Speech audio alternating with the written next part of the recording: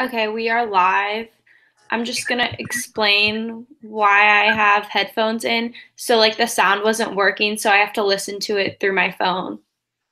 Sounds good. And we can also try to, like, when we're not talking, mute our mics. So then if there is any extra echo from the phones, um, then that works, Yeah. right? Okay. All right, cool. Well, I'll be taking over the discussion for this week or module, I guess. And I think we're talking about Logan Paul and his infamous trip to Japan that happened, I think, in 2017. So yeah, let's start. So the first question is, who is Logan Paul?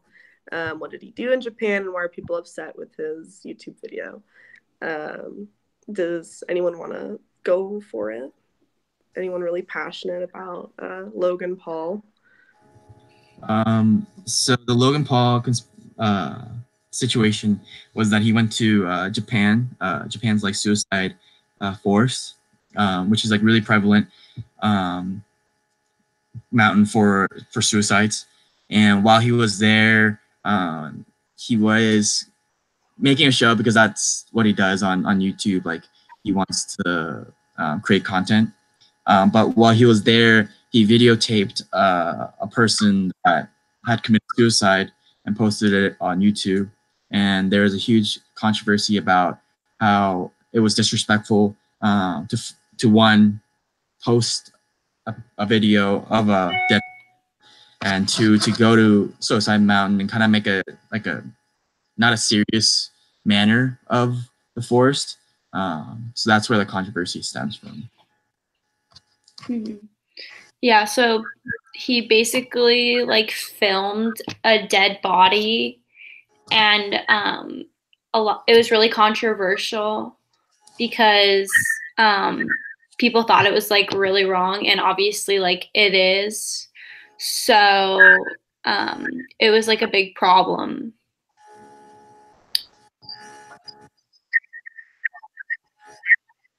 I don't really like social media very much, so I don't go on it. And I had like no idea who he was. So like I made like the only person on the planet. I felt like really stupid. But like I didn't really like realize how people like consume YouTube like television, and that there are people who just like film, like have their own reality show.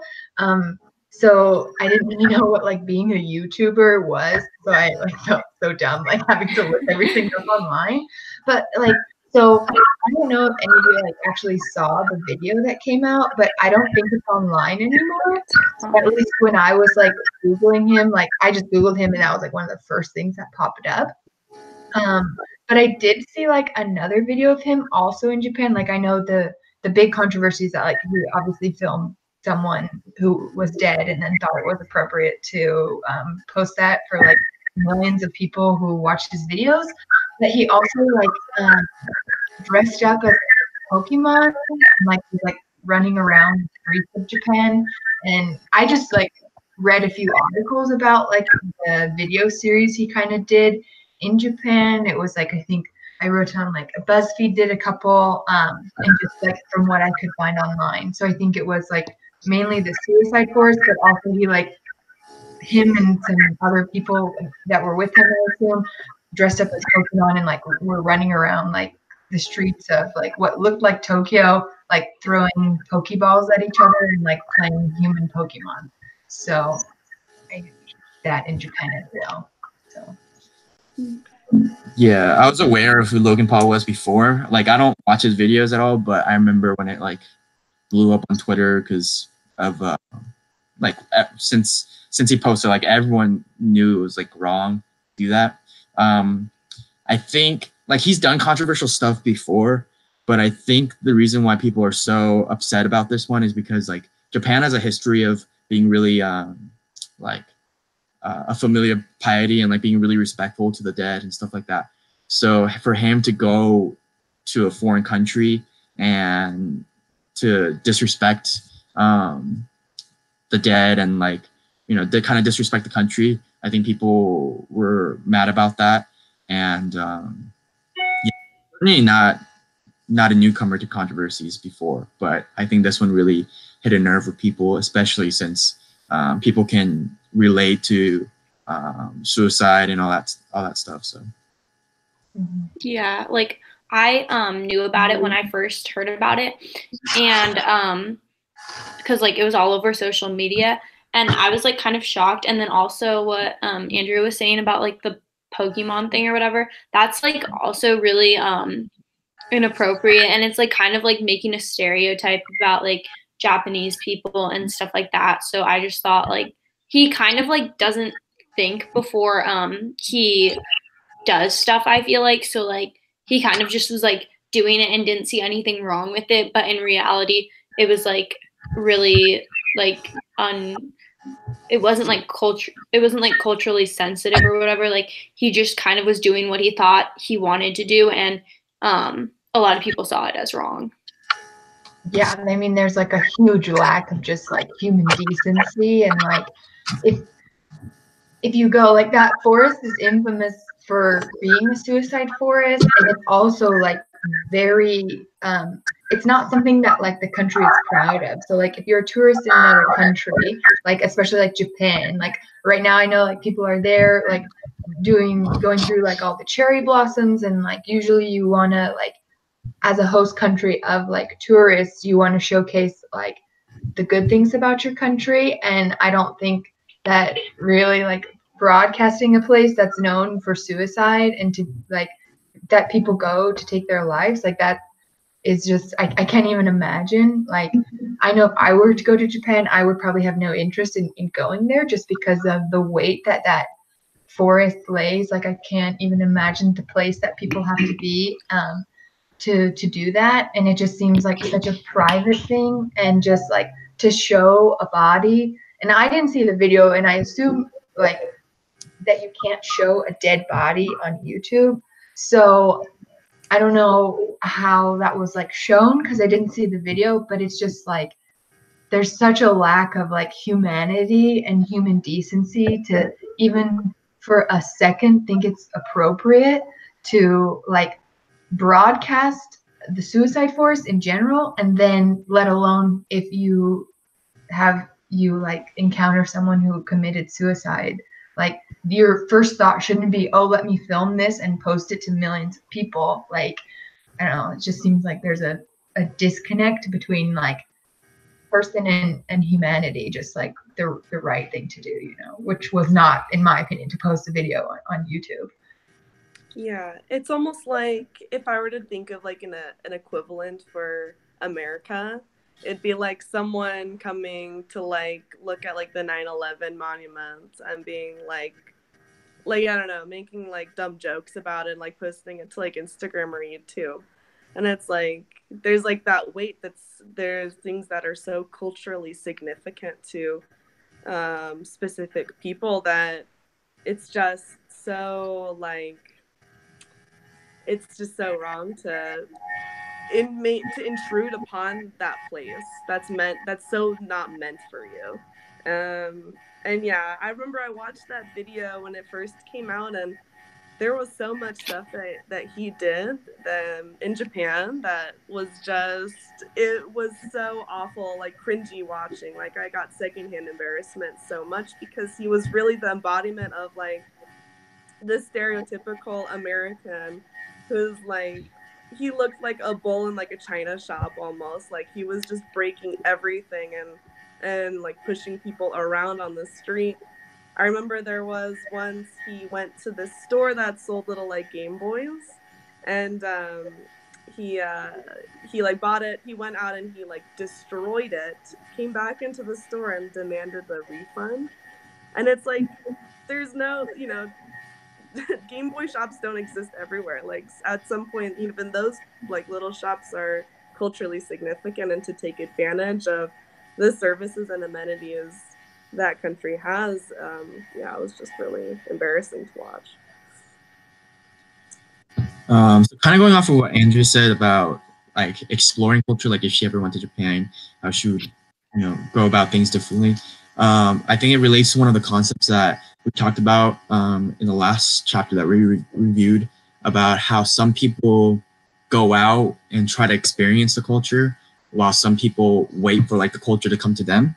And if you're gonna go out and explore the culture, you definitely have to be aware of what kind of culture it is, because people in Asian countries are really like respect is a huge thing, and being respectful of elders and being respectful of other people is a big thing, especially in Japan. So it's almost, I know number 1B is asking you like when a cultural prank, joke, or comment is funny versus when it's actually ignorant and arrogant. I think that it would be safe to say like you probably shouldn't make a cultural prank, joke, or comment if you're new to that culture. And of course, like people in the United States like that have been living here for a while, like we know some cultural pranks, jokes, or comments that are funny, that aren't offensive, but some people just jump right into that when they aren't fully aware of the culture they're in. So I would just say like timing is the most important factor in that, I would say. Yeah, I think that's a really good point. I mean, obviously what he did was extremely like culturally insensitive. I think we could probably all agree on that, but at the same time, like that's a good point. Like if you are new to another culture, you may not know, like, as a foreigner in kind of those stages of like, immigrant and migration that we were kind of reading about, is like you don't always know, because through this class I'm kind of learning like I don't even sometimes, like, maybe what I assumed was a line to cross like isn't a line, or what you think may be acceptable, it's completely different, and because it's more dependent on the person that it is receiving the comment. And I think for him, when you're broadcasting to, I don't know how many people saw that video. I don't know how long it was on the internet or when it was taken down, but like I had no idea he went and like smashed a Game Boy. That's just like ignorance, and I don't know. I have no like interest now in like consuming any of his content, just because of, I don't know, it just seems like why, I don't know, I can't figure out why he did what he did. If it was just like you were saying, because he kind of was controversial, like that's what he did, he provoked people, but at the same time, like doing it like for a video versus being so culturally insensitive, it's just like he obviously didn't know where the line was. But like you can't just go around to another country and make fun of it and be so insensitive, because like you're gonna offend a lot of people, and it's just not right. Like yeah, like I agree with that for sure. I just think it's like so insensitive to post something like that online for millions of people to see, and like it's almost like making like Japanese culture like look bad when he posted that, because like imagine like the person's family like who committed suicide and like how they felt about it, because he only blurred the face of the person. So like if the family knew like their like dad or something went missing and like they knew his outfit, like they would know it was him, and he was broadcasted to millions of people, and that's just like so messed up. Like I feel like if it happened like in America or something, like there would be like lawsuits and stuff like that, and like I don't think there were, but like it's just like so messed up that he did that in another country, especially. Yeah, that's a really good point. I mean, unfortunately now so many people like have been touched in some way by suicide, or know someone who knows someone, and it's just a horrible thing. And yeah, like that's a really good point. Imagine like if it was your family and like having to find out that was like someone that you knew over a video, and just it takes, I don't know, it's to me it's treating someone as less of a human, and just like choosing to exploit a dead person. And yeah, and you don't know what they went through or what their family's going through and what their family's going to go through because of this. So yeah, that's a good point. It's like if this was your family, you would not want anyone to do it. It's an extremely private and personal thing to have happen. Yeah, I and think going off of that and what Daniel was saying earlier about just the line between being funny and being rude, I think you can look at this example and say this isn't a funny prank. This isn't, like witty commentary on a culture, because he's affecting actual people's lives and livelihood and making a joke of their culture, and he's punching down, when when you're trying to make social commentary or trying to make a joke about a culture, it should always be like punching up, like making it jokes in defense of the everyday people. Yeah. And Daniel, what were you gonna say? Sorry, I was gonna say like another concept that we talked about in this class that relates to this is perspective. Like if he could understand how people would feel, like for instance, like if he had a family member that had committed suicide and a YouTuber videotaped them, like he wouldn't feel good about it and he would probably feel angry and mad. So just put, if we just could put things in perspective and put himself in the family shoes of the person that he videotaped, I think he could have avoided this. But that goes for all things. I feel like with everything that he does, like all our actions have consequences. I can't talk. I'm just gonna skip that word. But yeah, like if we can put ourselves in other people's perspective and other people's shoes, then I feel like we have a better world, I guess. Yeah, and I think too, like there's so many ways to consume culture that aren't like inappropriate and insensitive. And I've always found like when traveling, if anything, like just ask if this is considered okay for like a foreigner to do. Because I know like I know people who have like gone to Japan and it's very like and they dress up like in a kimono or something like that. And then some people will say like, oh, well, you shouldn't be doing that because that's not your culture. But some people do it as like, oh, it's part of like experiencing the culture and that someone invited them to put these clothes on. So it wasn't like them trying to exploit the culture or claim it as their own. It was just they were invited to wear like a typical dress and they wanted to experience that. And I don't believe that that is crossing a line, but obviously I don't think like as far as like the YouTube video, as we've said, like he doesn't know what cultural lines are, and maybe it was to provoke people or to somehow like receive a monetary gain, which makes it even worse in my opinion. But I think that like as far as like cultural lines, sometimes when you're traveling, it's not difficult to just like ask. And also you can't assume that anyone thinks anything is like common sense. Like I would never think to like dress up as a Pokemon and like throw like what are they, the balls at people, because it's like it's not a video game, because it's life. It's like you're a tourist. So I have no idea what his thinking was, but it's sometimes. Sorry, go ahead.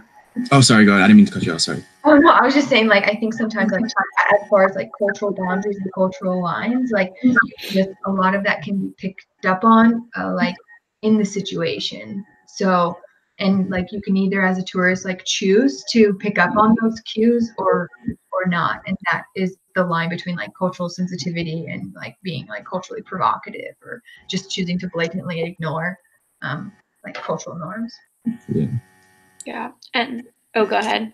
Oh no, go ahead. Sorry, I'll talk later. No, you were going first, so it's okay. I was just gonna say like regarding you kind of touched on like cultural appropriation. I feel like people like I don't know. Whenever I visit Korea, like people are really welcome to foreigners that are there with good intent to like learn about culture. But of course, there's people that like kind of try the culture and make fun of it and stuff like that. But I feel like most of the domestic people that live there don't really mind people that come and explore their culture. Like we have people that wear our version of the kimono, like and like you can rent it and like take pictures and like I don't know, like people love it because we're spreading all our culture as well. another thing I was going to say. Oh, another thing I was going to say was, I think the most like sickening part about the Logan Paul situation is that like people defended him and like defended his actions. Like I think that was the more significant reaction from this whole scenario, was that people like, we're defending him, like telling people that he's just like a kid when he's like 20, he's like 24, 25 or something like that. And like, there's no excuse for what he did. And I know he apologized for it, but who knows if he like actually meant it, so. I can't hear anymore. Hello? Oh, okay. Can you hear us? Hello? Can you hear? Andrea, oh, there we go. I can't hear anything. Yeah. Wait, Daniel? Yeah, hello? Okay, now I hear you guys. Okay, perfect. Okay, so what I was gonna say was basically, I just think it's really important when traveling abroad to like avoid like an ethnocentrism, because I feel like that's kind of what Logan Paul was doing. Like, he was making fun of the Japanese culture when he was there, and that's just like so insensitive and stuff, especially with the Pokemon and stuff like that. So I just think it's important to avoid that. And I also think it's crazy that someone would defend him for his actions when they're like so clearly in the wrong. And yeah. Yeah, it's kind of like going off of when we were talking about like stereotypes and stuff like that of country. It's like, just because like Japan is where like Pokemon originated doesn't mean that like everyone is Pokemon, and you have a right to like treat them like so. Because like I was trying to like look it up. I didn't know that like people defended him, and I do think that's wrong. Like if you are, it sounds like YouTube is like it's his job, right? Employed to make YouTube videos, or this is like your source of income. Like, you have like, he knows what putting out a video means. Like, he knows how many, he's probably able to see his audience, who he's reaching, and like, so there's no excuse for why he did what he did. And it was probably just to like gain, like maybe it was to have more people talking about him, like whether it's good or bad, he wanted just some sort of publicity. But at the same time, like, yeah, I don't think there's any defense in those actions. Like, he's doing this as a job. This wasn't the first video he posted, and I don't think it was the last either. So he very well knew what he was doing. So you can't really defend that. Like, when you go to work every day, you know what you're doing. Just because his work is different than, like a mainstream job, or what's considered a more mainstream job, doesn't give him an excuse to, do something like that. Yeah, I think a lot of that comes from like his privilege, like he's had, he's a white, attractive man who's, really popular online.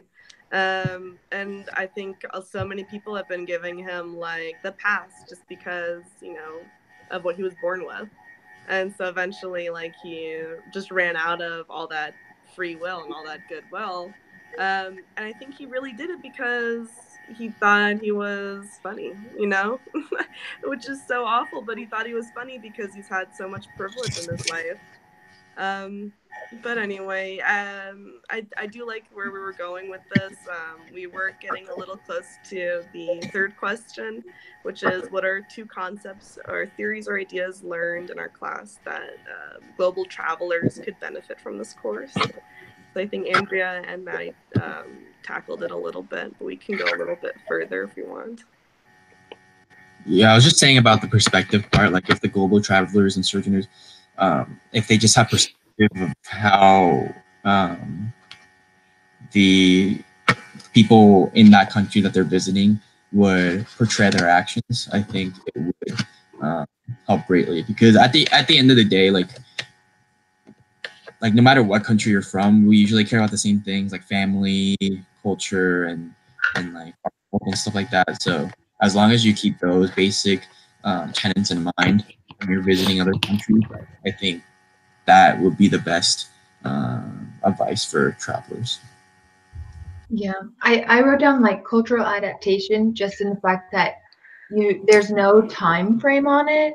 Like so just saying like just because you think, especially if you're traveling more long term, that things are going to start coming easy, like you shouldn't compare your adaptation to anyone else's because it is a personal, like it depends on the person, the situation, the country, and so many variables. So don't have like a time frame on how long your cultural adaptation can take, because there is no, like cookie cutter um, time frame for it. And then the other one I had was like the W curve theory. Um, I like that one because I'll just say like when I traveled I lived in South America for a year, and I noticed like when I came home, like your cultural experience doesn't just stop when you come home. So I really like the W curve theory, and I found it, at least in my case, to be extremely accurate, because like when you're a traveler, you get so used to then where you're living, and you expect to come home to a country that's the same, but it's not the same, because like you as a person, because of like your travels, are different. So I really like the W curve theory and thought like it's a good thing. Like what, just because you come home doesn't mean technically like your traveling journey has ended. Yeah, I totally agree with that. Like whenever I go to Korea and stay there for a couple months, when I come back, it's like it takes me a couple days or a week to like get adjusted back to the American way of life, because it's so, I mean, it's not different over there, but there's definitely some aspects that are different culturally. So completely agree with that, Andrew. Yeah, I think. Yeah, I No, think you please. oh, sorry, go ahead. Oh, I was just gonna say, like, I had the expectation when I came home that like everything at home was gonna be exactly the same as when I left it, and so it was just really shocking, like when you come home after a long period of time when it's not. But I think it wasn't necessarily that like my home wasn't the same. It was that like I as a person was different. And also like, you want different things and then you do different things. I also like was like kissing everyone on the cheek, and I think everyone thought it was crazy because that's not normal here. Whereas like in South America, if you don't do that, it's extremely disrespectful. So yeah, it takes a while to like reassimilate. Yeah, the biggest part from the book to me, and I'm sorry, I don't know. I was gonna move kind of away from this. So Maddie, did you have something more to say about like this in particular?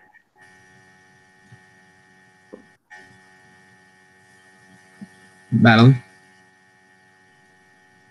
Yeah. Okay. Can you hear me? No. Oh no. I can like barely. Wait. Just speak louder. Yeah. Okay. Can you hear me? Yeah.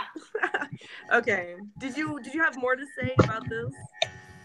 Sorry, Sorry, I was just gonna say, okay, so like re-entry, culture shock is also kind of like a big thing connecting to like the W curve one, and like how when you come back, it's almost like a shock in itself, basically. And yeah, I don't know, just like it's like kind of like you changed, but like the place you are coming back to didn't, but it's just like it can also be a big shock and change as well. Yeah, I think people don't always like believe that like reverse culture shock is a thing, but it is. And for me, anyways, I found it a lot easier to adapt the first time, like adapt.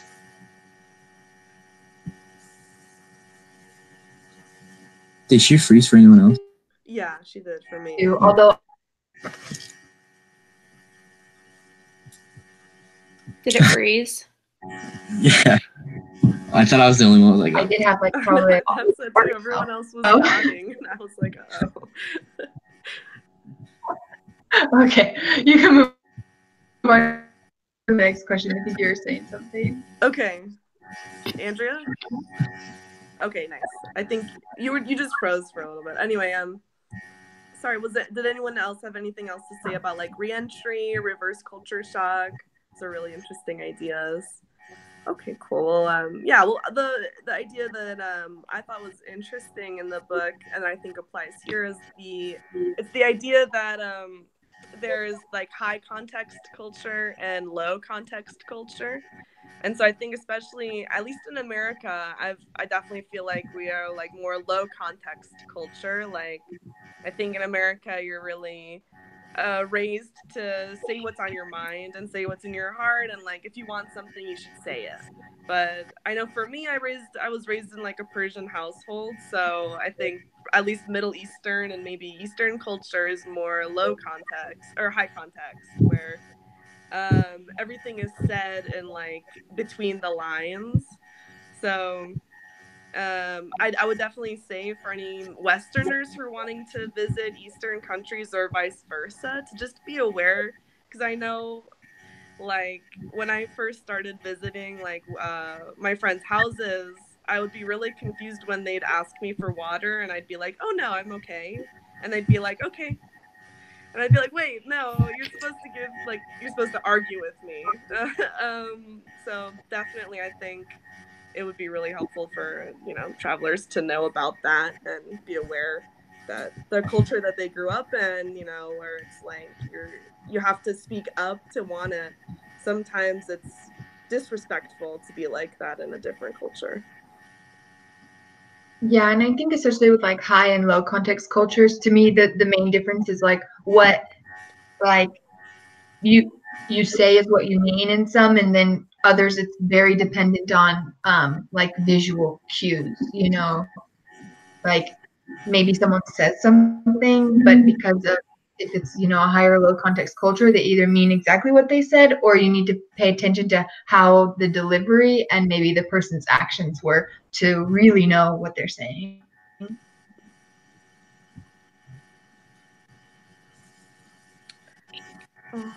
Is there any other concepts or any other ideas we wanted to go over from the class? All right. Sorry, I had to close my computer because there's a cat that's on me. Let me open this up again. Okay, so then I guess that just takes us to our culture exposure assignments. So we're just gonna talk about, I guess, which grocery store we've selected, and then what cultural event we selected. I haven't chosen a grocery store yet. As for my understanding, you're supposed to go to a grocery store that's outside your culture. Is that right? Yeah. Yeah. So I haven't chosen one yet, but I did go to a bun festival, and I ate a lot of really fun Asian foods, and it was really good, and I can't wait to write about it. What did you guys do?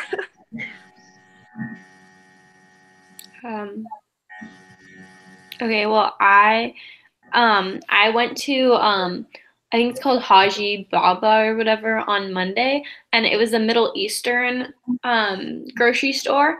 So that was really interesting for me. And I remember like walking in and the whole store kind of like smelled like spices and stuff. So it was just really cool because like all of the foods were different. And wait, did someone say something? No. Okay. So yeah, like all the foods were really different, and it was just like some of the foods were also in a different language, so I didn't really know like what they were. But it was just really interesting, like seeing all the different types of foods. And then for the second assignment, I think I'm going to like ASU Powwow, which is next weekend, and that should be interesting. So yeah. Cool. Haji Baba's is awesome. I love that. Yeah. Store. I know exactly what you mean. You walk in and you get like, oh, like the spices. It's like the air is heavy. But yeah. For me, for the grocery store, I did go to one, but I totally forgot to like take pictures and stuff. So I'm going to another.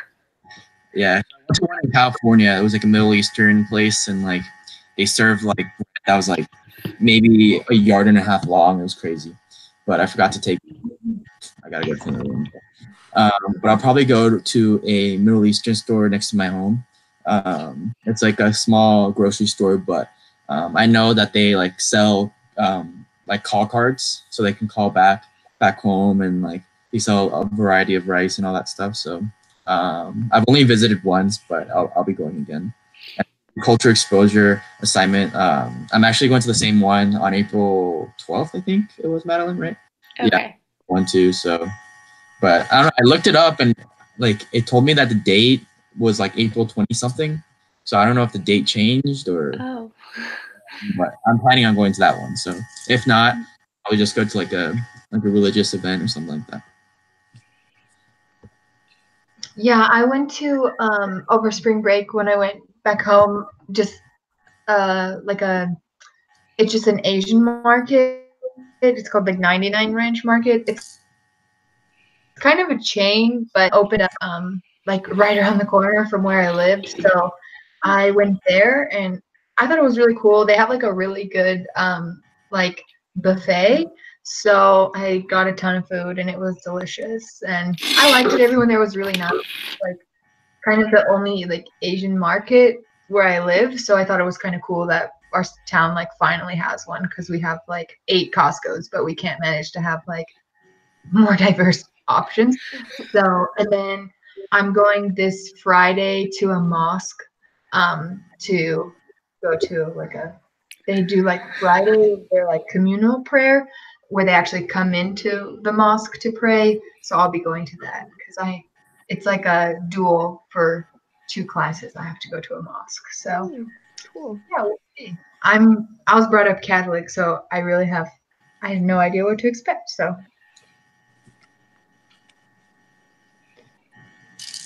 Well, awesome. I think everyone went, right? Everyone talked about their assignments. Okay. Do we know how long this has been? Like, has it been? It's been more 30 than minutes. Cool. Do you want to like summarize? Yes. So to summarize, let me just pull up my notes. Hold on. Okay. All right. So we talked a little bit about Logan Paul, just about, the controversies that was surrounding him and his name back when he visited Japan. We discussed the cultural significance of some places and how you need to really be prepared when you go to different countries to experience different cultures and just be aware of your own culture. We talked about, the line between being funny and being rude when it comes to culture and making jokes and commentaries about it, that you really shouldn't be making those comments unless you're really familiar with the culture already or you at least come from it. And then we discussed the 2 concepts or theories. The one was like high context culture and low context culture. And we also just discussed more in regards to that. I can't remember what the first one was that we discussed. But anyway, then we talked about our cultural exposure assignments and how we're going to get those completed. I guess this is our last video chat too, so wow. Someone play taps. I guess that does it. Does anyone else have any final words? No, good job. yeah. Okay, should I end it? Yeah. So. Okay, bye. I'll send Bye, the guys. link. Thank you. Bye. Bye.